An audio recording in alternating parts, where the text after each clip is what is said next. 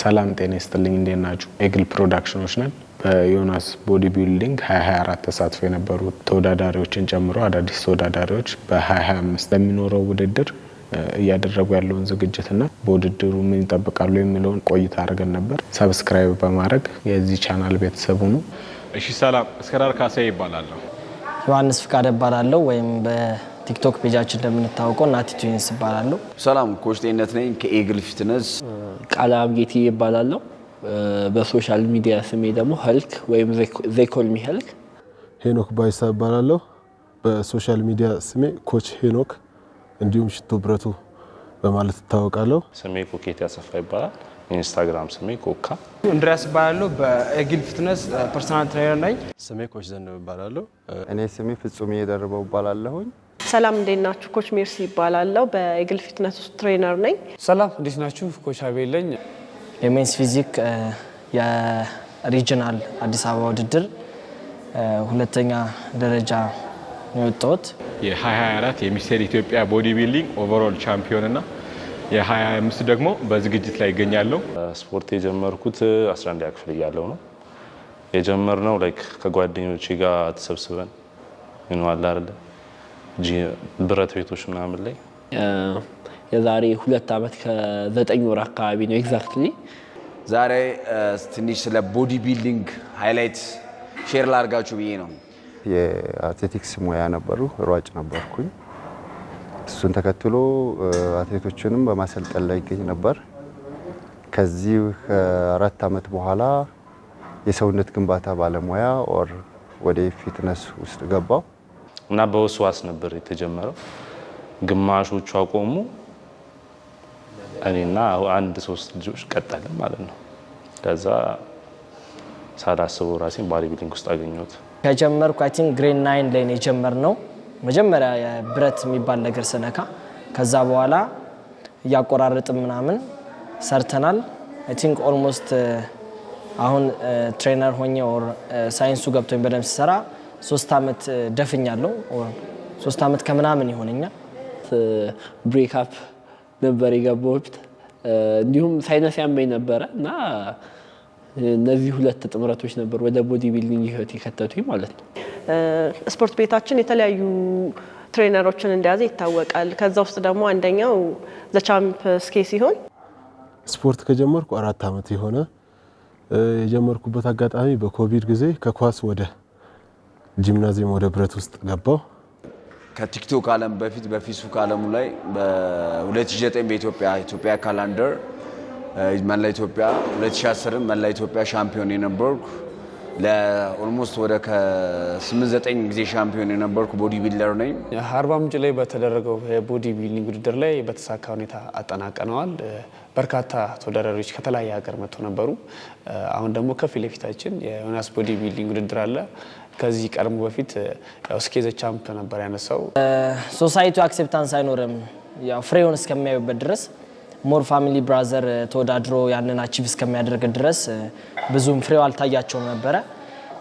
እሱ የመጀመሪያውን ውድድር ተወዳድሮ በዮናስ ቦዲ ቢልዲንግ ናሽናል ቲም ላይ ናሽናል ውድድር ላይ 3ኛን አቺቭ ሲያደርግ ነው በጣም ደስ ብሏቸው ሰፖርት ማድረግ የጀመሩትም በጣም አፕሪሺየት ማድረግ የጀመሩ። ከዛ በፊትም በደንብ እንትን ይሉ ነበር፣ ግን ሞር ፍሬውን ሲያዩ አክሴፕታንስ አግኝተንበታል በጓደኞቻችን። when it comes to ሀበሻ ፋሚሊ ግልጽ ነው። ኤክስፔክት የምትደረገው ተምረህ የሆነ ዶክተር ኦር የሆነ ኢንጂነር ሆነህ ምናምን ኦር አካውንታንት ሆነህ የሆነ ብር ታመጣለህ ሜክ ታረጋለህ ነው እንጂ አንተ አምነህበት ወይ በስፖርት ዘርፍ ኦር የሆነ ቢዝነስ ነገር ጀምረህ ለውጥ ታመጣበታለህ ብሎ ፋሚሊ አያምንብህም ነበረ የሆነ ፍሬ አፍርተህ እስክታሳያቸው ድረስ ማለት ነው። እኔ የመጀመሪያው ፑሽ እንዳረግ ፊውል የሆኑ ነገሮች እነዚህ ነገሮች ነበሩ። እንዲያውም ኮቪድ መልስ ወይም አይ ቲንክ ኮቪድ የገባው 2012 ነው። ከ12 በኋላ ምንም አይነት ኮምፒቲሽን አላደረኩም፣ ግን ለኮምፒቲሽን የሚበቁ ልጆችን ኤግል ፊትነስ አብቅተናል። እንድሰራም ወደ ኳሱም እንዳዘነብል ያደረገኝ ነበር።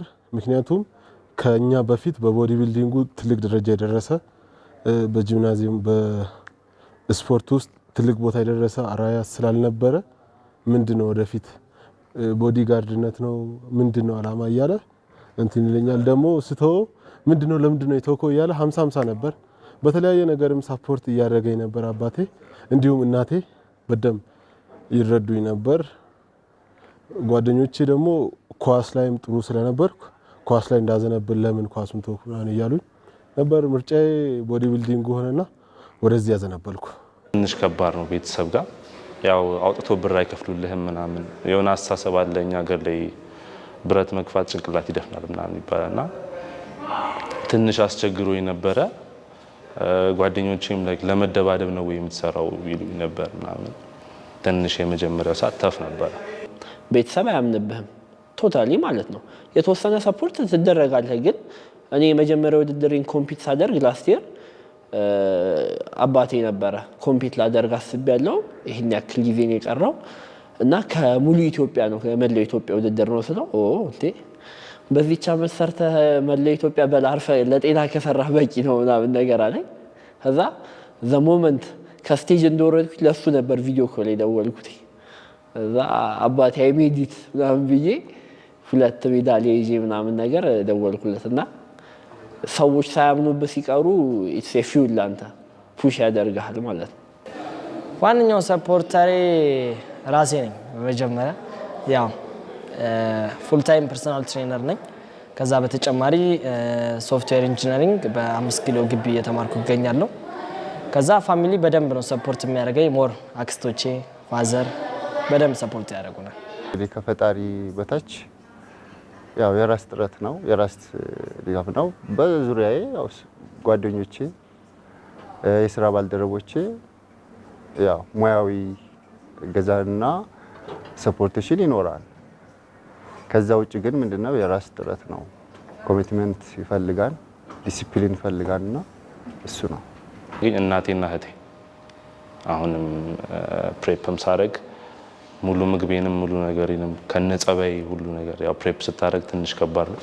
ጸባይም ይለዋወጣል፣ ሙድ ስዊንግም አለ ምናምን ከነ ሙሉ የቻሉኝ ቤተሰቦቼ እናቴ እና እህቴ አመሰግናለሁ። ለደስ እናቴ እህቴና አባቴ ናቸው ከምንም በላይ ከባዱን ስራ የሚሰሩልኝ። አባቴ የተሻለ ቦታ እንድሰራ በማድረግ መጀመሪያ መንገዱን የከፈተልኝ እሱ ነው። ያው ፋይናንሻሊ ስቴብል ስላልነበርኩኝ የተወሰነ ስራዎችን ሞክር ነበረ። ግን ከፍ ያለ ጂም ቤቶች መስራት ስለማልችል ብረት ቤት ነበር የምሰራው። ከዛ አባቴ የመጀመሪያ ስፖንሰር ሆኖ ደና ቦታ ገባሁኝ። ያው ደና ቦታ ስትገባ አዋዋልህን ታያለህ። እኔ ያኔ ቦዲ ቢልደር የመሆን አላማ አልነበረኝም። ከዛ ወደ ጂም ፖይንት ስመጣ የተለያዩ ተወዳዳሪዎችን ሚስተር ኢትዮጵያ ድረስ እነ ዳግምን ያወጣ ቤት ነው። ከዛ እዚህ ቤት ስትመጣ ያ ቫይብ ይመጣል አብሮ። ስለዚህ አንተም ያንን ኮምፒት የማድረግ እንትን ታየዋለህና እነ ማርቆስን አምና ኮች የነበረው እነ ብሩክን ስቴጅ ላይ ያዩዋቸውኝ። ከዛ በቃ አይ ሃቭ ቱ ሜክ ኢት ኔክስት ይር ራሴን እዛ ስቴጅ ላይ ማየት አለብኝ አልኩኝና ከዛ በኋላ ነው ወደዚህ መንገድ የገባሁት ማለት ነው። እና እንዲሁም ደግሞ እናቴና እህቴ ከባዱን ስራ ቢሰሩልኝ ሚል ፕሬፕ ማድረግ እሱ ከባዱ ነገር እሱ ነው። ከምንም በላይ እሱን የሚሰሩልኝ። ከፋይናንስ አንፃር በጣም ትንሽ ከባድ ነው እንዳልኩ። ከኔ ፉል ታይም ትሬነር ባልሆን ኖሮ ይህን ነገር አፎርድ ማድረግ አልችልም። which is way more በቃ ከአውት ኦፍ ዩር ሊግ ነው የሚሆነው። ከባድ ነው ግን እግዚአብሔር ይመስገን እስቲ እየተወጣን ነው። ቦዲ ቢልዲንግ በጣም ውድ ከምንም በላይ ውድ እውነት ላይክ ቦዲ ቢልዲንግ መረጥ ከማለት የሆነ ህይወትን አቁመህ ነው ላይፍን የምትሰጠው። ቦዲ ቢልዲንግ ላይ ኢቨን የምታወጣው ብር ለምግብ፣ ለሰፕሊመንት፣ ለሚያስፈልጉ ነገሮች ብዙ ነው። ላይክ ከኛ ሀገር አኗኗር አንፃር ማለት ነው። ገባህ? አንድ የሚበላ ሰው እና 6 የሚበላ ሰው አንድ አይደለም። ገባህ? 6 ስታወጣው ደግሞ ያን ነበር ከፍ ይላል። ምንም ነገር ቢሆን ትንሽ ይከብዳል። ከፋይናንስ አንፃር በጣም ከባድ ነው ቻሌንጁ። ፋይናንሻሊ ሜንታሊ ብዙ ነገር ነው እዚህ ላይ እንትን የምታደርግበት። ለዛ ይሄ ከባድ ነው። ኳሱም ከባድ ነው በእርግጥ ግን የዚህ ደግሞ ፋይናንሻሊ በጣም አቅም የሚጠይቅ ስፖርት ስለሆነ ኮምፒት አድርገን ምናምን ብዙ ብር እንደምንሸለም ምናምን ነገር ነው። ቦዲ ቢልዲንግ ያ አይደለም። ብዙ ወጪ ታወጣለህ ከምታስበው በላይ ብዙ ኢቨን ከገቢህ በላይ የምታወጣበት ሲቹዌሽኖች ይፈጠራሉ። ቦዲ ቢልዲንግ የሚከፍልህ ሳቲስፋክሽን ነው። እንዲሁም ስቴጅ ላይ ሄደህ የሆነ ዋንጫ ምናምን ማግኘትህ አይደለም ሳቲስፋክሽኑ። ላይክ ዋንጫውን ስትይዘው ኖርማል እንደሆነ ይገባሃል። ኦን ዘ ዌይ በዛ መንገድ ላይ የምትቀርጸው ማንነት የምታዳብረው ሜንታሊቲ ነው ከምንም በላይ ሪዋርዱ ብዬ አስባለሁ። ኢቨን ዱባይ፣ ሳውዝ አፍሪካ ወጥተህ ብትወዳደር ወርዝ አይደለም የሚከፈለ ብር ኦር ደግሞ ምንም ክፍያም ላይኖረው ይችላል ትልልቆቹን ኦሎምፒያ ስቴጅ እስክትደርስ ድረስ ማለት ነው። ስለዚህ ቦዲ ቢልዲንግ በመንገድ ላይ የምትሰራው ሜንታሊቲ የምትሰራው ማንነት ነው እንጂ ያን ያክል ሪዋርድ የሆነ ውርዝ የሚያደርገው አይነት አይደለም። የምታወጣው ወጪ ምናምን በፍጹም ገንዘብ አንጻር በጣም ከባድ ነው። በጣም ከባድ ነው። ዲስ ማች መኒን አውጥቶ ቦዲ ቢልዲንግ ላይ ኢንቨስት አድርጎ ኮምፒት አድርጎ ተወዳድሮ፣ ምክንያቱም ያን ገንዘብ ያንን ጀነሬት ለማድረግ ኤክሰርሳይዝ ታደርጋለህ፣ ታሰራለህ። ከዛ በኋላ ነው ሁላ ነገር የሚፈጠረውና ትንሽ ይከብዳል። በእኛ ሀገር ኮንቴክስት ደግሞ ትንሽ ይከብዳል። ምክንያቱም ውዱ ነገር ምግብ ስለሆነ ማለት ነው። አሳ፣ ቺክን፣ ቢፍ እና እንቁላል ነው ፕሮቲን ሶርሴ ማለት ነው። ካርብ ሶርሴ ደግሞ ስኳር ድንች፣ ሩዝ፣ ሙዝ ነበረ። ፋት ሶርስ ደግሞ አቮካዶ እና ፒናት በተር ለለውዝ ቅቤ ማለት ነው። 3 ወር ከ3 ሳምንት ማለት ነው። 16 ዊክስ ነው ፕሬፕ ያደረግነው። አዎ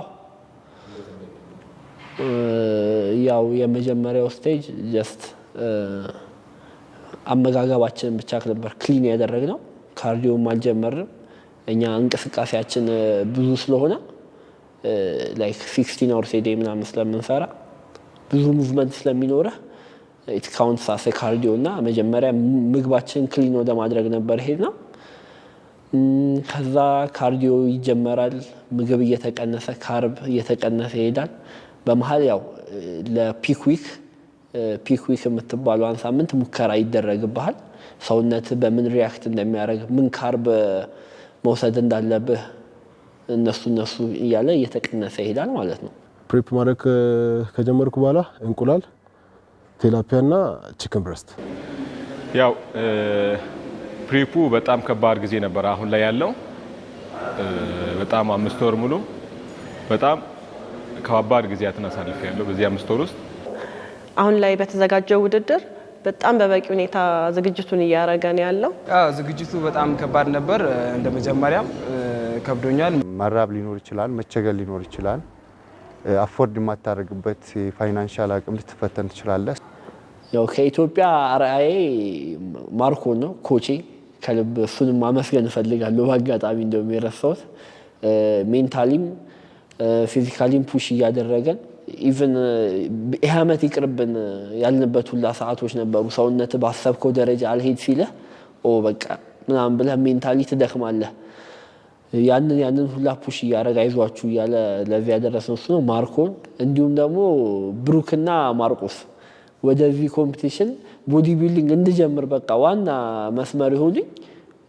በሌላ መንገድም ልጀምረው ይችል ነበር፣ ግን አሁን እኔ በገባሁበት ወይ እነሱን ስቴጅ ላይ ማየቴ ነው። ከዛ በኋላ ኔክስት ይር አይ ሃቭ ቱ ሜክ ኢት እኔም እዚህ ስቴጅ ላይ መኖር አለብኝ ብዬ እንደሊያረጉኝ ሁለቱ ስለሆኑ ማርቆስና ብሩክን በጣም ከልብ አመሰግናለሁ። አርአዬ በመጀመሪያ እኔ ወንድሜ ነው።